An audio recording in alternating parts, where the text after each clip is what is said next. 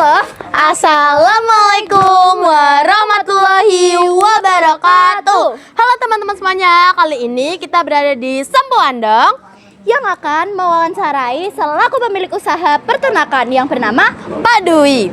Sebelumnya kita perkenalan dulu yuk. Ayo, perkenalkan, nama saya Belsini Aprilia Pascaulita Pubolon dari kelas 9B. Dan saya Musa Putri Gustian dari 9B. Let's go!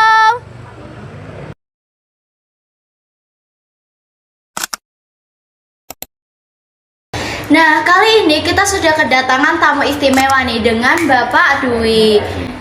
Nah, kali ini kami akan tanya-tanya nih Om seputar usaha peternakan ayam yang sedang Bapak kelola kali ini.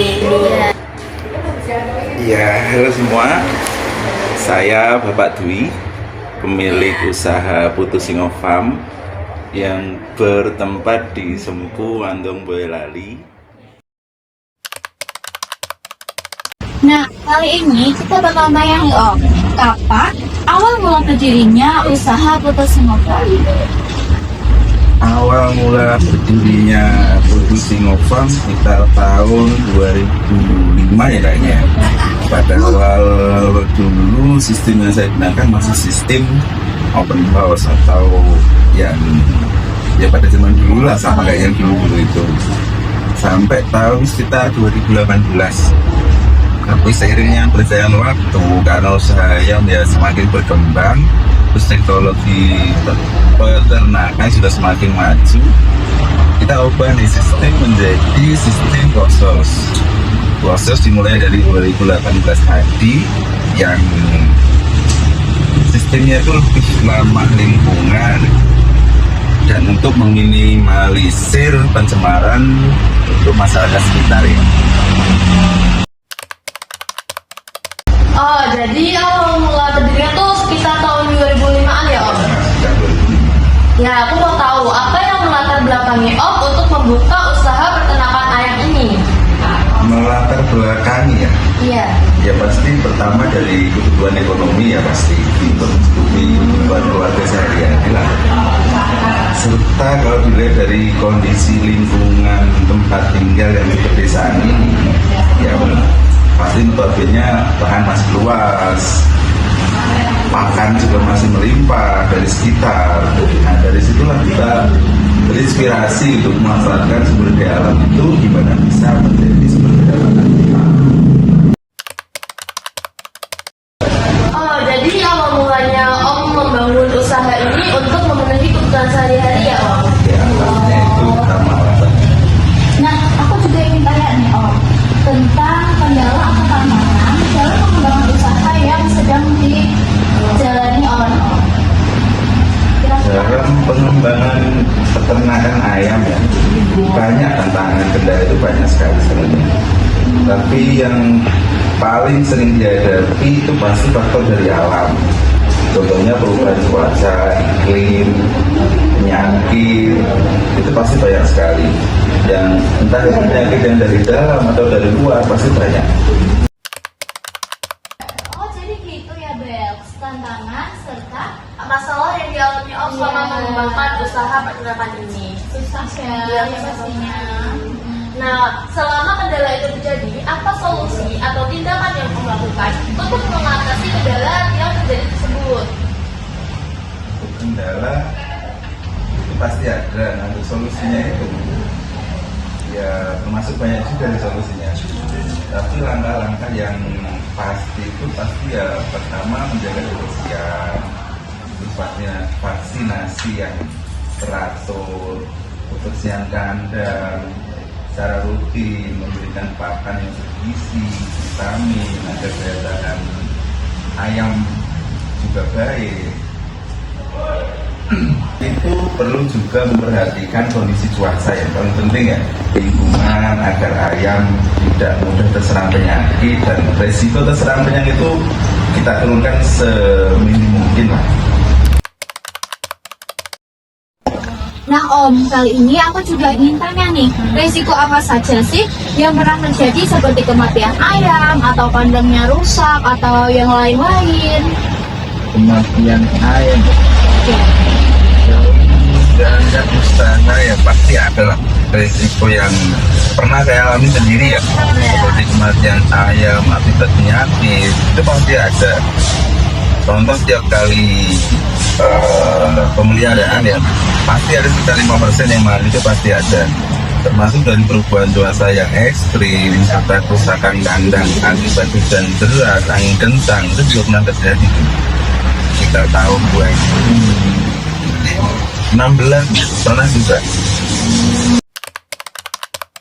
Oh, jadi gitu ya Om, resiko seperti kematian ayam, terus rusak kandang, berarti Om juga pernah ngalamin? Nah, bukan sekali 2 kali. Waduh, rugi dong. Jadi apa sistem yang Om gunakan atau metode cara pengelolaan peternakan ayam yang Om sedang kelola?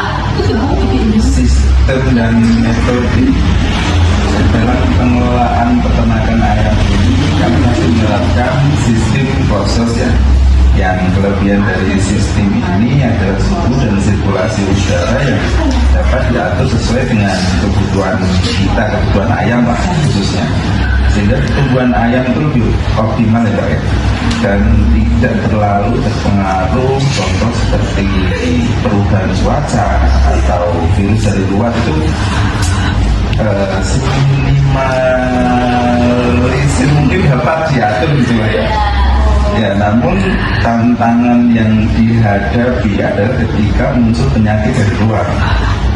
Contohnya virus dari luar itu, nah kita terpaksa harus menggunakan obat kimia yang itu penanganannya yang sebenarnya kalau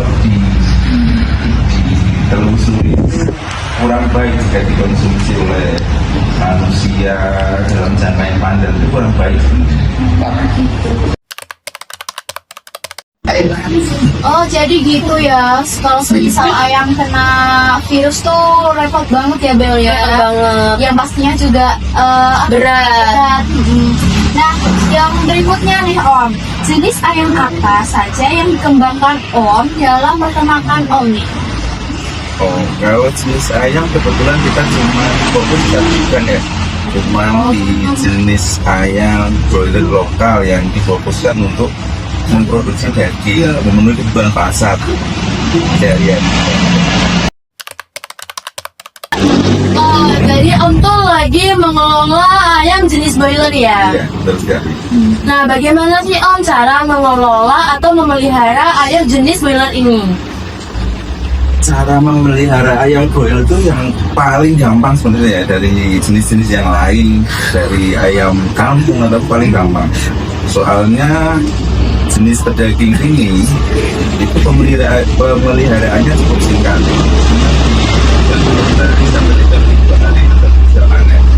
Nah, yang perlu dilakukan adalah menyediakan tempat yang nyaman aja bagi ayam, mengatur suhu, kestabilan suhu di jalan, serta menyiapkan pakan yang sesuai aja dengan kebutuhan ayam itu. Oh, jadi Om tuh lagi memelihara jenis ayam broiler yang juga cukup mudah dan cukup singkat juga cara waktu pemeliharaannya. Singkat ya. Betul. Om tuh ada nggak sih tips dan triksnya berkelanjutan agar usaha peternakan ayam tuh dapat terus berkembang dan sukses? Ada nggak sih? Trik spesifik sebenarnya nggak ada ya, itu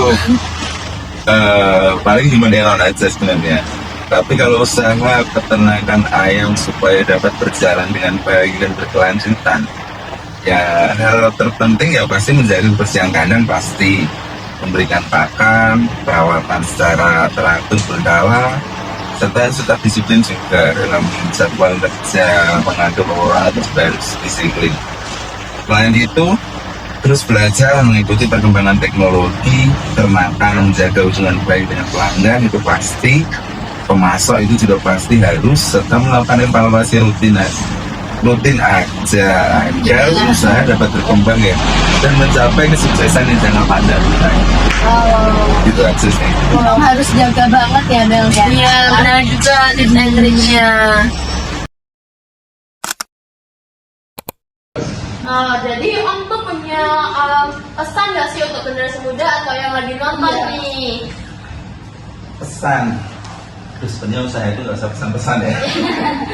Tapi kalau pesan saya untuk generasi muda yang ingin memulai usaha, jangan senang takut aja mencoba. Kadang untuk gagal itu biasa ya, untuk di orang yang berusaha itu biasa. Tapi setiap usaha itu pasti memiliki tantangan tersendiri. Tapi dari situlah kita belajar ya, dan untuk tumbuh. Mulai dari hal kecil, tekad yang kecil, tapi harus kuat dan niat yang baik aja. Jangan mudah menyerah ketika menghadapi kegagalan, karena kegigihan dan bekerja keras adalah kunci utama untuk menuju kesuksesan. Selain itu, manfaat peluang yang ada di sekitar kita. Teruslah berinovasi agar usaha dapat berkembang sesuai dengan apa yang kita inginkan dan sesuai perkembangan zaman. Itu aja sih. Oh, jadi pesan untuk generasi muda yang ingin memulai usaha yang lagi nonton itu jadi beberapa pesan yang disampaikan Om di Ya, buat motivasi ya buat Bel, motivasi. Nah, jadi gitu guys tentang podcast serunya ya. Iya. Yang pastinya itu ngurus Ayam peternakan itu nggak gampang tapi juga Nggak susah ya, susah gampang. Apa nih Bel? Semoga apa nih?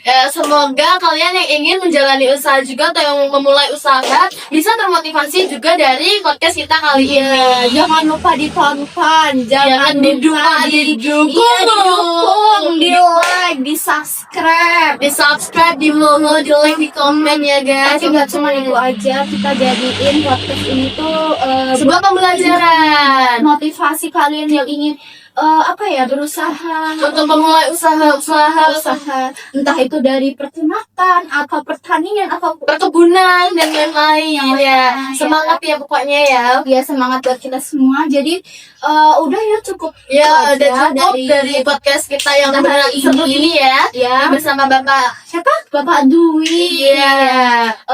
Kami perwakilan dari kelas 9B. Atau Duminai. Iya, dari SMP Negeri 1 Sima mengucapkan terima kasih. Ya jangan lupa Dan- support kita juga ya. Maaf kalau banyak Salah kata salah gitu. kata atau gerak-gerik yang kayak gimana gitu. Kurang mantap. Iya. Tapi nggak apa-apa ya buat Iya, seru-seruan aja buat pembelajaran juga, motivasi gitu. Jadi oke ya. Sekali lagi saya Moza dan juga Saya Belsi. meminta maaf jika ada salah kata. Atau gerak-gerik yang salah juga. Wassalamualaikum warahmatullahi wabarakatuh. Bye-bye. Kata terakhir untuk menutup podcast ini. Tidak malu dengan keadaan, tidak gengsi dengan pekerjaan. Dari kecil kita dilatih dengan mental bukan modal.